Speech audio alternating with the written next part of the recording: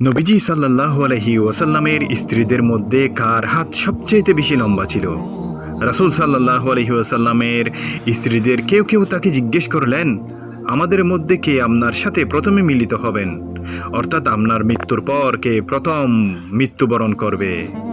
তিনি বললেন, যার হাত সবচেয়ে বেশি লম্বা। আয়েশা রাদিয়াল্লাহু তাআলা বলেন, রাসূল সাল্লাল্লাহু আলাইহি ওয়াসাল্লামের এই কথা শোনার পর তার স্ত্রীগণ বা শতভাগ কঞ্চির টুকরা দিয়ে নিজেদের হাত মাপতে লাগলো, কারণ তারা সবাই চায় রাসূল সাল্লাল্লাহু আলাইহি ওয়াসাল্লামের সাথে মিলিত হওয়ার জন্য।